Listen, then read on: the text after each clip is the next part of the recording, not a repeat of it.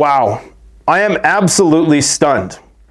The movie that I'm going to be reviewing today that was just released, and warning, there are going to be spoilers, but there's enough subtext shrouded in mystery there that even if you watch this video, which I would strongly encourage you to, because we're going to be talking about things that you are not going to see anywhere else, this movie predicts to a T exactly what is going to happen beyond 2024. We're talking about Cyberattack preceding civil unrest, preceding conventional conflict, nuclear conflict, hybrid warfare, World War III, the whole 9 yards, with that tinge of hyperbolic exaggeration that we're accustomed to in the realm of Hollywood. But guys, you gotta stick with me for this one, because we're going to be talking about prepping lessons that can be derived from this film. We're also going to be talking about the hidden messages, the double meanings, the satire that is so present, the social critiques that are embedded throughout this film. I don't usually do movie reviews, and when I do them, it's for good reason. It's because life imitates art, and art imitates life. The creative guild of Hollywood is privy, I do believe, to some connections in various places where they are endowed with some of their ideas. Some of these ideas in this film, I'm certain that somebody has watched my channel, the preparedness stuff, that is.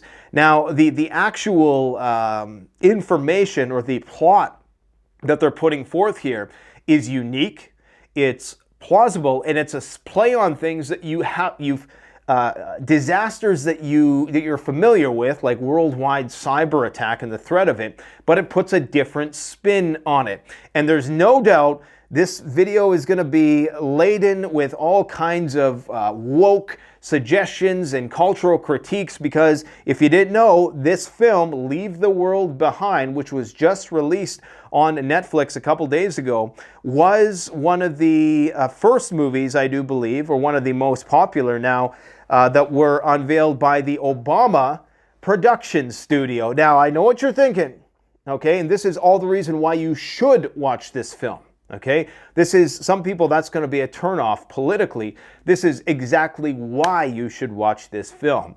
Not only is it incredibly well made, and the performances are great. It's got Julia Roberts. It's got another guy who's won a couple Academy Awards. It's got Ethan Hawke. It's got Kevin Bacon. I think this might, in fact, be some kind of sequel to Tremors. You'll understand why in just a moment. But essentially, and you're going to wonder why it says 666 on here, so you Christian eschatological fundamentalist types, you're going to enjoy this video, I assure you. Now, the main plot of the movie, and again, there's going to be spoilers, however, this video is multifaceted, multidimensional, hidden meaning, ridden with hidden meanings, enough and Easter eggs that even if you do watch this video, it's going to be very entertaining. And I'd encourage you to watch this video, because if you don't, you might miss a lot of things. Or watch the video first, the movie first, then come back to this.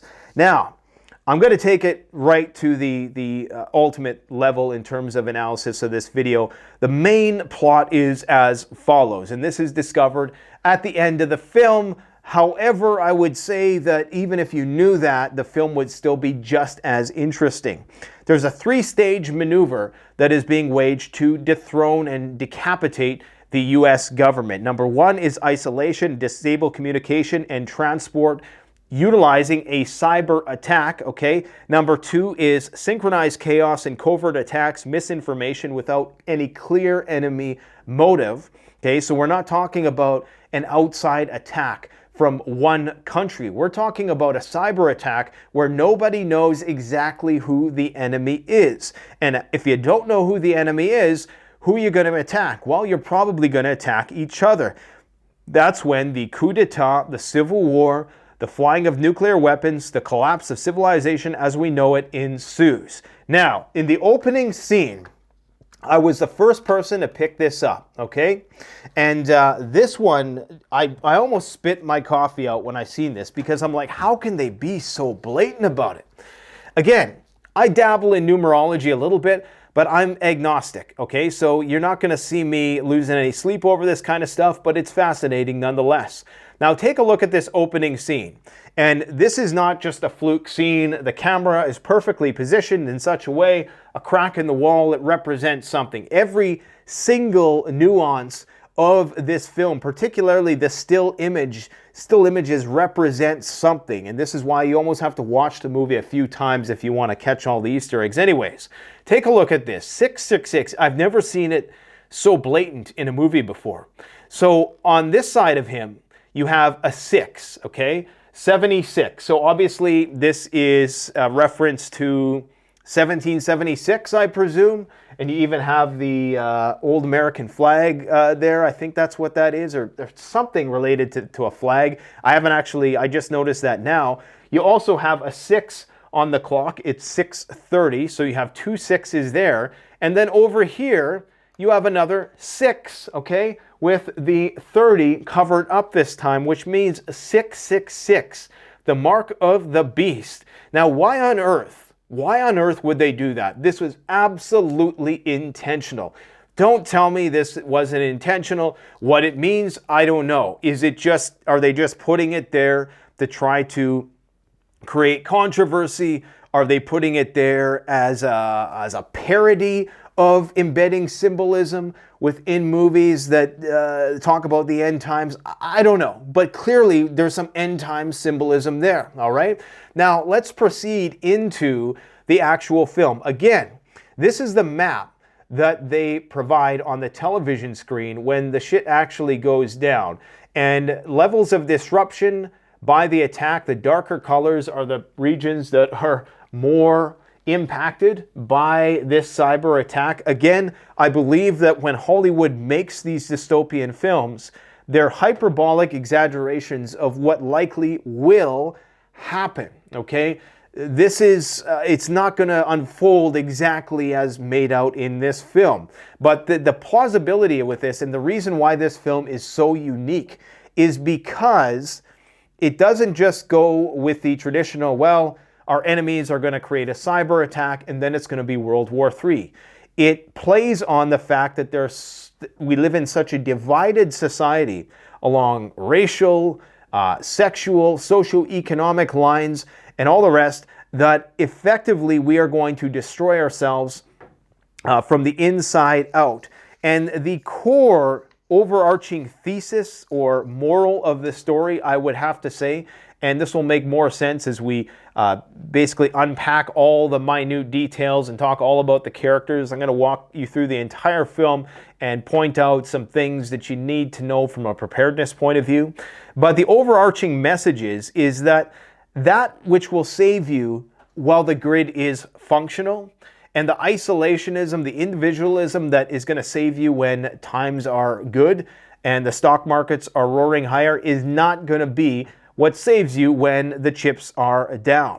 And it also talks about how people's trivial differences begin to matter less and less as they go deeper and deeper into the apocalypse, okay? Now, just a quick one more overview of what the plot is. There was an environmental disaster following the loss of signal across the country, which was due to a cyber attack.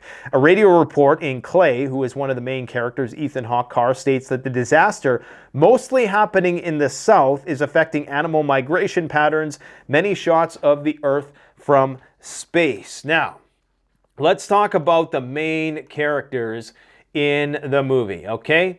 So you have the owners of the home, which is this guy, I can't remember what his name is, two-time Academy Award winner. There's another girl who plays his daughter. There's Ethan Hawke, who kind of plays, this guy is like the one who's in the know. He's got connections to the elites, okay? This guy is kind of like the traditional simp husband who's completely imperceptive, oblivious to the dangers of the world, if you will, and just a little bit docile in most cases. Julia Roberts, who you probably can't see over here, she is the kind of like the Karen of the family. She clearly wears the pants in the relationship, and a bit of a misanthrope, you know, a person who doesn't like people a lot, very grouchy, you know, begrudging, wants her Starbucks, the whole 9 yards, right?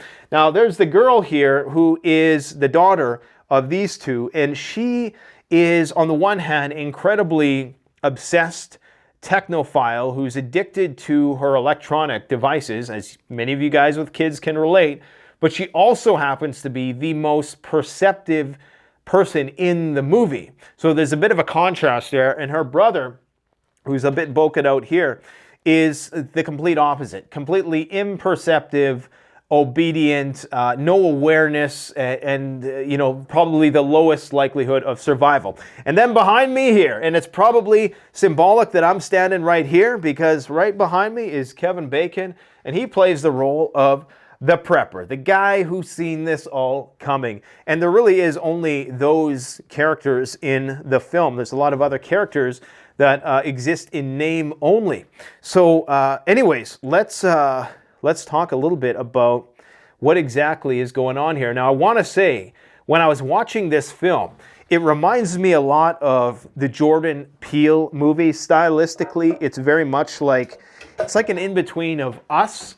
If you ever seen Us, it's another apocalyptic movie, and Get Out. Okay, so with Get Out, you have all the racial overtones, and there's a lot of that in this movie. A lot that a lot of people are not aware of at first, but I'm going to break it all down, okay? Now, the movie starts out with a little girl, and you'll notice that she is the one who notices everything first. She's the first one to notice that there's no Wi-Fi connection. She's the first one to notice that there's this massive ship coming towards them. She's the first one to notice, to hear a sound that starts to bug everybody. She's the first to see the deer. She's the first to find a bunker at the end of the movie and all this stuff. So, ironically, the one who is the most hyper-attuned to their computers and their iPads is also most hyper-attuned to the world around them, which is kind of weird, and I haven't really reconciled what that all means yet. Now, interestingly, in the film, there's a lot of things that change, okay? So there's this painting that changes several times throughout the film. Now, the reason why this is so significant is because it's sending a message about how people change throughout the apocalypse. So the film starts off as you have 4 white lines on this painting behind you. These can represent the main characters, okay? So maybe the tallest one is probably Julia Roberts, because she wears the pants in the relationship. That's Ethan Hawke. The one behind her here is her son, and then this one over here is the daughter. As time goes on throughout the film, this picture is going to change in ways that we're going to talk about. So that'll be more significant in just a moment. Now, if you don't think there's a grand cabal that colludes and rules the world, I don't necessarily know if I do. The plot in this movie has taken things that I've said, which almost makes me think that whoever wrote this film knows somebody who might have watched a few of my videos. But they talk about how the scariest scenario is not that there's a grand cabal who's running the world, but in fact that there isn't. Something I've said verbatim on this channel numerous times before. The fact that there's nobody in control. We're flying on this rock in space and nobody is at the helm of what I perceive to be a sinking ship. And hold on to that ship metaphor because it's important. But you'll notice the Rockstar logo on his beach towel. Now, why is that significant? Well, it's significant because Rockstar just released the Grand Theft Auto 3, holy shit, I just dated myself. Grand Theft Auto 6 trailer just a few days before this, okay? And there's other allusions to Rockstar's Grand Theft Auto series in this video. If you want to know about who runs Rockstar, go and look it up. I think that there's a tight-knit group of people. I don't think they're colluding necessarily, but I think that there might be, I don't know what they're trying to say here necessarily. Maybe they're just trying to show that he's a gamer, he's a young guy, a lascivious, sex-crazed teenage boy who's completely oblivious to, the real dangers of the world. Maybe that's what they're trying to communicate, but there's definitely some overlap here, okay?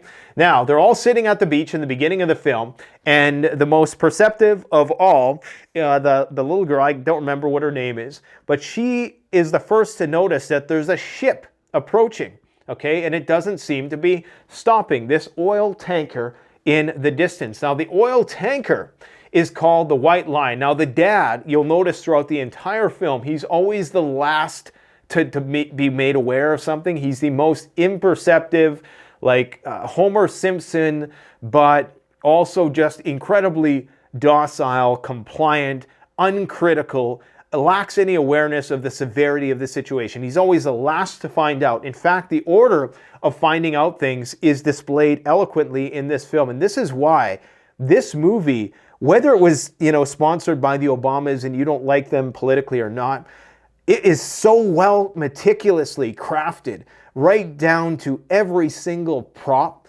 every single use of screen time. You really have to watch it a few times to understand these things. So the first person who always figures things out is the youngest child. Okay, so if you're familiar with Orwellian literature, you'll know that there's always some dystopian undertones there because the children are the ones who effectively rule the world and they see these things. So the youngest girl always notices things first. Next is the mother, Julia Roberts. She's always next in the movie to pick up on the bad stuff that's about to happen.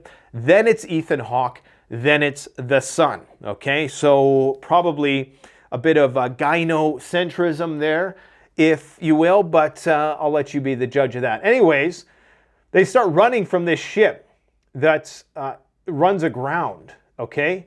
And the ship is called White Lion. Now, why this is so important is because I had to do some research on this. Nobody's picked up on this yet either. White Lion is, in fact, one of the first slave ships to ever come to America in the year 1619. So already you're starting to see the narrative here about civil war, right? So just keep that in mind because there's a lot of stuff to talk about here. So the White Lion, 1619. Almost immediately after that, these two new characters present themselves. So what's happening is this family of four is staying in like this Airbnb situation, okay? And these are the actual owners of the home. Now, because there was this massive cyber attack, they live in the city, they have this house out in the country where our primary characters have went for the weekend to get away from the city. They come back because there's been a blackout. They don't exactly know what's going on yet. And of course, it leads to a variety of different tensions between the two families. Now, interestingly, what a lot of people are not going to get here is that when the two, I don't know if you call them supporting characters, come home to their home, they make an agreement with the people who are renting the space that, look, this is only temporary. We don't want to disturb your vacation. We'll stay downstairs, right? And you need to understand that the White Lion's significance of it being a slave ship, and this is supposed to be incredibly symbolic with respect to that, because they go down into the gallows or whatever it's called, and the basement in the home is all made of wood. It's made to feel like a slave ship, okay? So anyways, that's just something to think about. Even all of the props in there are made to look, very 1619-esque. Even this map on the wall shows America divided into four pieces. Is there foreshadowing there? Quite possibly, yes. Now, as time goes on, they start to learn that the emergency broadcast system has been issuing warnings and that the grid has gone down and shit is hitting the fan, okay? Now, cyber attack across the country, power outages reported along East Coast metropolitan areas, so we can see that this is a nationwide phenomena that is happening. And I gotta say, this is probably, civil war is of this nature is the most terrifying SHTF scenario. Why? Because it's such a slow grind. At least with a nuclear attack, and this might sound crazy to say, but at least with that, everybody kind of know where they stand. And I've talked about this before, how if there's a cut and dry endpoint to going from a civilization to collapse, then it's easy to function. You know that you are on your own. You know that there are no rules and laws that are going to be arbitrarily imposed thereafter. So you can not just do what you want, because of course there's going to be consequences in the world regardless, but you're not bound by, oh, is the law going to come back? If I shoot this person, am I going to be liable for it in the future? It's just Mad Max. Everybody's just dog eat dog trying to survive. To me, that's easier than going in between pockets of excessive rule of law, like these fiefdoms of tight-knit authoritarian government control, juxtaposed with, you know, the outside the boundary areas where it's just total anarchy and chaos. Having to navigate in between those two systems of governance would be incredibly challenging. And a civil war means a long sort of attritional grind, whereby, yes, you're deprived from many of the amenities of the life that you're accustomed to, but maybe some are also present. So it would be a much more complicated world to navigate, I do believe. That's why this world that they're portraying here would be so challenging, and more challenging, I think, than a full-blown Mad Max world where it was every man to himself. Now, like I was saying at the beginning of this review, basically, it's a three-step maneuver to topple the government that is being imposed here with this cyber attack. They don't say who exactly is the ones perpetrating it. For all we know, it could even come from within. Okay, this could have been something that was created from within, and perhaps that's what the film is trying to say, that this might have been an inside job. Basically, you isolate, disable communication and transport around the world. You create synchronized chaos, covert attacks, misinformation without any clear enemy motive, and then there's a coup d'etat. There's a civil war, there's collapse, there's an internal nuclear conflict, and perhaps that is when the enemies from the outside come in, when it's been completely destabilized and when we've taken out ourselves, okay? And remember, all of this was preceded by 666. You can't make this shit up. Anyways, lots of subtleties in the film. This backdrop of her bedroom, you notice that there's water in the background? Well, that goes back to the slave ship, because the Caucasian family, are staying on the upper floor of the ship. It's not really a ship, this is just wallpaper, but you'll notice the water level is a certain way here, okay? Of course, they're clearly trying to send a message here about, I don't know, just the tension between racial tension, socioeconomic tension, the whole nine yards, okay? Now, when they wake up in the morning, I did not notice this at first, but I had to watch it again, and the water level has risen, indicating, and you can maybe make biblical references, this Noah's Ark, whatever you want to call it, indicating that, you know, things are getting more turbulent. Okay, the storm is coming. Now, the little girl, who is the most perceptive one there, is the one who first notices that all the animals are converging on this place. So this is the whole, you know, nature's trying to tell us something aspect of the subliminal messaging here.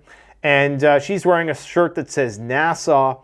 Now, I would interpret this as perhaps that she is the youngest. She is of the probably Gen Z alpha generation, and, you know, taking more of an alien but meta perspective of what's going on, and this is what allows her to perceive, you know, everything from a bird's eye view, if you will. And there's a lot of bird's eye cinematography in this film as well. But that one is open to interpretation with respect to NASA. I'm sure there's some symbolism in the NASA logo itself. But she is the first one to be hyper attuned to what's going on in the environment.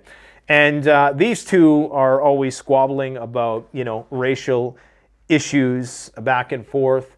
And I can't remember exactly what the nature of this conversation was, but the mother is hyper protective of her children. And of course, that leads to them being isolated from exactly what's going on. Now, you can see that the image in the back has changed, okay? It's become more intermeshed, interwoven. The dividing lines between white and black are not so sharply contrasted. And now, of course, it's starting to symbolize that, okay, you know, the whole white and black thing is starting to fade, because now it's becoming an SHTF scenario. There's different theories about how exactly race is going to factor into a post-collapse environment. Perhaps I need to do a refresher video on my thoughts on that. We need to be realistic that people are tribalistic individuals, but I do believe in a situation like this, as it's presented from its outset, it could be, in fact, that many of the barriers that exist between people, these cultural barriers, will likely start to crumble if they need to unify around the purpose of surviving. Now, interestingly, the radio station that he listens to is 1619. What is 1619? This pops up a couple times in the movie. 1619, that was the year the White Lion ship, one of the first slave ships to come to North America, I believe, was brought here. So you can see that they're clearly, like that slave ship stuff, that's not just an abstract derivation of what's happening. That's exactly what they're trying to say here. So clearly there's undertones of civil war. It's all about civil war. That's what this movie's about. Even when they pan by some pictures where the girl is taking refuge in an attic or something like that, there's pictures of her ancestors, which obviously fought in the Civil War. And what we're seeing here is we're seeing a convergence in and around New York City. That's where this is based out of. It's based in Long Island. New York is where the shit starts hitting the fan and everybody starts to fall back. I don't know why you'd fall back to Long Island, but I guess some people, that's where the owners of the home, obviously, that's where they're based out of. So anyways, there's more references to ships here. Okay, so clearly, that's what this is about. Now, they also come across, their neighbors are called the Huxleys. If you're familiar with the book A Brave New World by Aldous Huxley, you'll know that the plot is that people are kept occupied mentally by the gratuitous providence of technology and distractions. They're basically amused to death. They're given so much to do that they can't focus on anything else. And obviously the Huxley house here was pretty much destroyed for reasons that we'll get into in a minute. The idea is that that time is coming to an end, essentially, okay? Now, this is what I mean, you really got to watch this movie a couple times. There's a horse. Remember the naive dad played by Ethan Hawke? Well, he's getting lost right now with GPS. And he drives by a horse, which of course is supposed to symbolize a regression to an earlier form of technology where we didn't have the GPS, global positioning system, to help us navigate. And so he's getting lost. Now, this is inside the Huxley's house. And you'll notice some of the windows are broken. And he's looking out into the world, and I'm not really entirely sure what this symbolizes yet, but it's something. Now, he finds a satellite phone which doesn't work, which sucks because I was just advising people, if you got money in the bank, get yourself a satellite phone. Now, according to this movie, they might not work that well because the satellites are compromised. I will say that above and beyond ham radio, amateur radio, having a satellite phone is absolutely a worthwhile investment. This is why they've provided all of the senators with their own personal satellite phone in case shit hits the fan. Now, in this movie's case, at least in this part of America, the satellites are affected. There's jamming going on, so they're not able to utilize the satellite phone. Now, this is another one of those scenes where I'm sure a lot of the flat earthers are going to get a kick out of this one. Anybody who doesn't like NASA. Clearly, I hate these shirts. I hate this brand. I don't know why any self-respecting individual would wear a shirt that says obey, because it's supposed to be some kind of message of endearment, but really it just makes you look like you're a sheep. So anyways, obey NASA is the message here. Obey NASA. Obey NASA. We've had NASA scientists on the channel before that talk all about EMP. It's not so much the organizations guys that are completely corrupt to the core. You need the organization itself. It's individuals within the organization. It's people within the higher ranks of various organizations that might be culpable towards any sort of constitutional demise that we might see in the future. But I'm still not entirely sure about this one. And there's another scene within this shed environment where there's a bed that has been made, but they never actually say who is sleeping in the bed. So if you have any ideas of who was sleeping in that bed, let me know. Maybe it was just a deer. Now, of course, going back to the socio-cultural divide, there's this woman here who's speaking Spanish. She's asking for help. They don't put any subtitles, so unless you speak Spanish, you're not going to know what she's saying. I did a little research. Basically, all she's saying is that she's seen some stuff and she's very frantic. She needs some help from Ethan Hawke. Ethan's like, he's overwhelmed by the situation. He's like, sorry, I can't help you. So, this is the first time out of fear that he's faced with a person who's in desperate need of his help. Obviously, this is a play on the border crisis. And, again, they're just giving you, they're basically showing you everything that has transpired in the last few years in a 2-hour film, and showing how the current world we live in will play out in an SHTF situation. Now, our other character, I can't remember what he goes by, I think his name is GH. He finds this watch on the beach, and I just noticed that the clock had stopped ticking on the watch. Okay, and this is obviously a pretty expensive watch, I presume. And so the clocks have stopped ticking in some cases. So maybe that's a bit of a clue as to what exactly is causing the disturbance. And of course, he finds up on a beach where for some reason, the navigation systems on all the boats in the planes are bringing everything to this one section. So that's one of the plots of this film, is that you have all the animals coming to this place where they are located. You have all the planes coming and crashing. You have all the boats coming and crashing. You have all the Teslas who are programmed to self-drive coming to this one specific location, all converging on this one location for some reason. Now, the actual plausibility of having a technology that would allow them to do something like that, it would have to be either space-based, it would have to be, there's some references to what they call Havana syndrome, microwave energy, directed energy, but they never really say exactly how, an adversary would be able to pull off such a cyber disruption of this scope and scale. But, maybe it's HARP related. Maybe there's some technology that we're not familiar with. Anyways, the noise happens, and I believe that the little girl is the first that they show affected by the noise. She's always the first in the film to notice everything, okay? And she's NASA. She's got that bird's eye view of what's going on in the world, okay? The young generation, naive and just naive enough to be perceptive. This guy is, completely just kind of at the whim. And he gets sick, and he has an illness that is unexplained. Anyways, so this is where most people are going to tune in to the predictive programming components of this film. There's leaflets dropped that say "Death to America."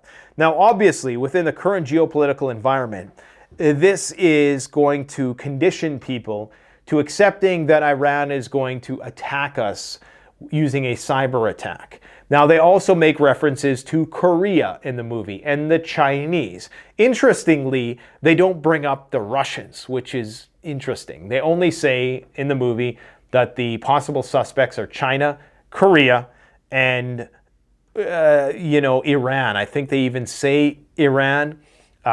Anyways, "Death to America" is one of the pamphlets that is dropped from this plane, and I don't understand the plausibility of that either, because how would you get a small-scale plane into the country without it being shot down unless this was in fact being dropped by one group within America who was trying to get people to think that it was outside sources. So going back to this idea of misinformation and how it drives civil unrest, civil discourse. The person flying that plane, for all we know, could have been a part of who was staging this coup d'etat to try to take over the American government, right? And it looks like my My freaking battery is getting hot again. Okay, so the Teslas all converge on this one place. And this is a beautiful scene, actually, because, you know, the Teslas have this self-driving capability. For some reason, they're all crashing into each other at the very last minute. I don't know how they would get to this point if they were just crashing into everything. Tesla FSD is probably not that good yet in order to allow all the Teslas to drive to this one location. But anyways, they clog up all the roadways. So they're saying that this cyber attack has broken into the Teslas, taken over the cars, and got them to clog up the roadways. So this is how you impede transport. You impede telecoms. You basically bring society to a standstill. And everybody's wondering what the hell is going on. Now here, she starts talking about, well, where's the government? Why doesn't the government have a bunker? Why don't they have a plan for all this stuff? You know, your typical urban naive person who thinks that, you know, when the shit hits the fan, they're not going to be left on their own, that FEMA is going to take care of them. Here you have Ethan Hawke. He's filling up the bathtub, but the dumb thing is that they have a pool in the backyard, okay? So this, I think, is just like a pool which easily could be utilized, filtered, and drunk if they needed to, okay? Put some chlorine in it, let it dissipate, it'll be good enough to drink. It'll get you by, make sure you don't die. Now here is where we get a little bit of exposition, because this guy has connections, and he basically is saying here that he has a billionaire friend who knew this was coming. And they're sending us some subtle messaging here that watch the markets, because the markets are going to indicate when this big thing is coming. So he manages money for a billionaire client. A billionaire client gives him a phone call the day before this happens saying, we got to move this big amount of money. And that's there was this inside joke that they had between the two, that the guy was a part of an evil cabal who run the world. And for some reason this time there was no joking on that phone call. Looks like my camera may well overheat here, guys, so we may have to cut this video short and pick up where we left off in part 2 of the video. I hope that doesn't happen, but it might. Just be forewarned. Anyways, this is where he goes on to break down that he doesn't think that an evil cabal actually runs the world, but a scarier concept, as like I've said on this channel numerous times, is that nobody is running the world, and that even the elites are just, you know, desperate as we are. The best they can hope for is a heads up. Maybe they got gold in a Swiss bunker somewhere that they're going to try to fly to when the shit hits the fan.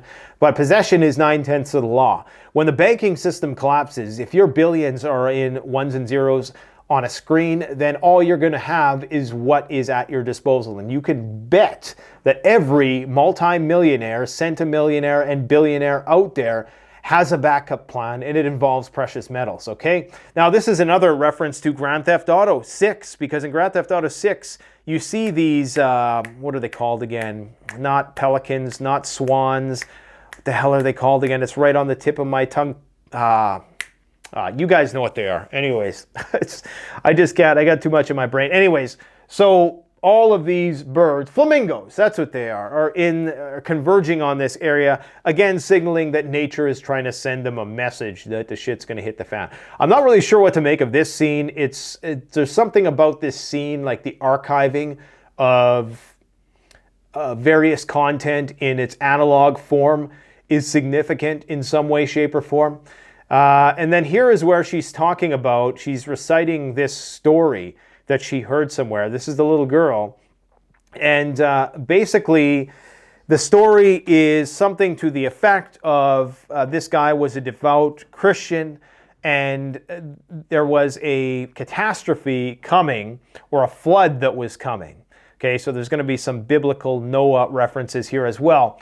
But there's this flood that is coming, and everybody's telling this guy, like, you need to prepare. And he's like, don't worry about it. I'm Christian. You know, I believe in God. God's going to take care of me. Then there was this boat that came by to come and pick him up, and he refused. He said, don't worry about it. God's going to take care of me. And then there was a helicopter that came by after that and said, don't worry, you know, you guys just go help the next person. God's going to take care of me. And then eventually the flood overtakes his home and he dies. He drowns. And then he goes up to heaven, and God asks him, he asked God, like, you know, I did everything you wanted me to do. I prayed. And, you know, why didn't you allow me to live? And then God tells him, well, you know, I gave you every opportunity. At first I sent a boat to come and pick you up. Then I sent a helicopter, but you didn't heed the call. So it's almost like what they're saying here is that you got to look at all the signs in the world that are happening right now. Okay, they're telling you that their signs are everywhere. This relates to what the guy was just saying about the markets. They're saying that the signs are everywhere, that you need to be prepared for what's coming. Period, point blank, okay? This guy's teeth start falling out. I don't know what, you could see the waves now in the back in the room are even higher. I don't know, I have no explanation for why his teeth fall out. Could be the tick bite that he got. It could be something to do with the resonant sound. Now you can see that the painting behind them is completely scattered. It's showing that now the black and white are fully overlapped and everything is entering gray. I think it actually would have been cool if at the end of the movie you came back and this painting was gray, but they didn't do that. So everybody is now interspersed. The trivial, subtle differences between them that existed culturally, racially, have now gone by the wayside, and it's all about survival, blah, blah, blah. Then they meet the prepper who's got the medication. He clearly has a subscription to Jace Medical. Don't forget your link in the description below if you want prescription medications before the shit hits the fan, because when you need them, you're absolutely going to need them. Now, they trade for cash, and this is probably one of the preparedness lessons here, is that cash will still have value in a situation like this. People are, even the most astute and die-hard preppers are going to accept cash, because it's just, at least for the first few months, there's going to be that hope. It's going to be the reason why everybody's carrying around their cell phones waiting for the signal to come back for months, possibly years on end, holding out hope. He's got that money in his hand, and it's because we're so trained to associate value with that, and it will still be utilized, okay? It's going to go basically how money started. So first the ATMs are going to go, online banking is going to go, then it's going to be relegated to cash. Once people realize that maybe the government and the Federal Reserve and all the institutions that guarantee that cash has value have collapsed, then it's going to go back to precious metals. Once things become so rare that there's not enough survivable resources to go around, then it goes back to the barter system. So exactly how money evolved is exactly how it's going to go back through that same process, okay? Now you'll notice when this kid gets the medications, his shirt says primitive. So this is what I mean, man. Like, there is so many more little Easter eggs like that, primitive, because, you know, now they're going back to a primitive state of the world, okay? And this guy now has no teeth. What do you need most to survive in the wild? You need your teeth, okay? Kevin Bacon is talking about how it's not only the Persians, that it's also the North Koreans here, okay? Now, what else do we got to talk about here? Let me just see what other slides we got. Okay, so the deer all converge and into this big scene here. And then this is where he kind of gives the main exposition and the plot, that there's this 3-stage plan that he's been made aware of to topple the US government. And eventually there's a nuke that goes off in New York City, as you can see here. And we confirm that it is a nuke in spite of the fact that there was no flash and there was no major shockwave that what there most definitely would have been. And we know that because, of course, the little perceptive girl finds her way to the home that is just down the street that has a big bunker in it. And of course, she's gorging herself. Remember, she's the one who really is addicted to electronics, symbolizing, you know, this longing for the old world. She finds this massively stocked bunker, probably built by our buddies over at Atlas Survival Shelters. It's got the garden there and the whole 9 yards. And then we learn that, in fact, there's been an emergency alert. White House and major cities under attack by rogue armed forces. Elevated radiation levels detected near multiple population centers. So we know it went nuclear, right? And then you see all the food that they have stockpiled there. And this is where she finds the DVD collection. She's got this obsession with the show Friends because it's supposed to symbolize that she's lonely and blah, blah, blah, blah, blah.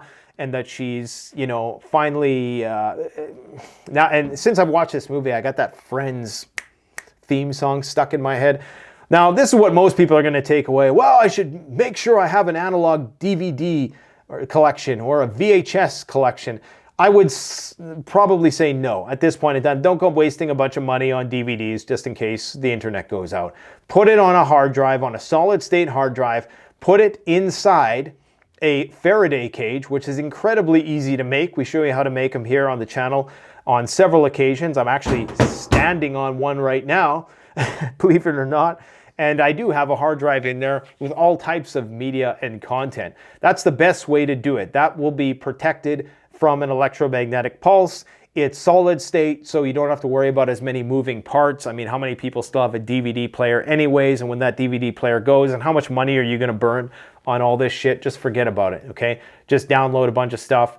And this is the end. She finally smiles because she hears the Friends theme, and, you know, she's, I guess, one last hurrah before, confronting the reality of the harsh world that awaits. And that's the movie. So, you know, they talk about everything in that movie, and I'm glad I was able to get through that because my battery might die. Actually, not battery, but it might overheat at any moment here. So they talk about everything in this movie, not just the apocalypse and civil war, but racial issues, border issues, simping, Karening. There's a part where these two kind of get together and almost have an affair. So, you know where that goes. Internet phone addiction, dependence on GPS, naivete, on part of many of the characters, jingoistic patriotism, little bits of misinformation can lead to full-scale conflict. There's nods to global warming. The irony of needing lots of DVDs when this is on Netflix is kind of funny, something to think about there. The deer as a symbol of spiritual authority, and just numerous other Easter eggs as well. And in terms of the effects of this cyber attack, just to quickly go over, we have effects on migration patterns of animals, planes navigational guidance systems, boats navigational guidance system, Tesla car guidance systems, satellite phones don't work, leaflets that are dropped obviously to misdirect and disinform. We have elite cabals who knew that this was coming, nature warning the children, people utilizing their loss of teeth, which I'm not sure what the meaning of that truly is quite yet. Possibly that you're losing control or that you have some deep-seated anxiety about your ability to confront the world. I totally just made that up. Like I say, some references to Havana Syndrome, but we know that the World Economic Forum, I believe it was in 2022, they released a video saying one of the next big major global crises was going to be a cyber attack. So I thought that this was a very unique take on that plot, because it's very seldom that you see the plot being that it's, we're all often, and this of course is intended to be released right before election season for a reason, all right? I thought that this is like the don't look up of 2023, if you will. So I would encourage you guys to go and check it out, regardless of whether it came out of Barack and Michelle Obama's production studio and you do not align with their beliefs. I think you're all mentally strong enough to withstand any sort of subliminal onslaught that might be present in such a film, but I do hope that it gives you something to think about, and indeed gives you all the more reason to prepare, because I think the subtle messaging is that the United States is on the brink of collapse, and that is going to be something that's exploited by our enemies, and it's going to be chaotic, and people got to learn to live with each other in this brave new world. Well, it's actually not going to be a brave new world because the Huxley house was destroyed, remember? Man, I got to say, I really love this film. It was good. Let me know what you guys think in the comment section below. Thanks for watching. Don't forget to like, comment, subscribe. Canadian Prepper out.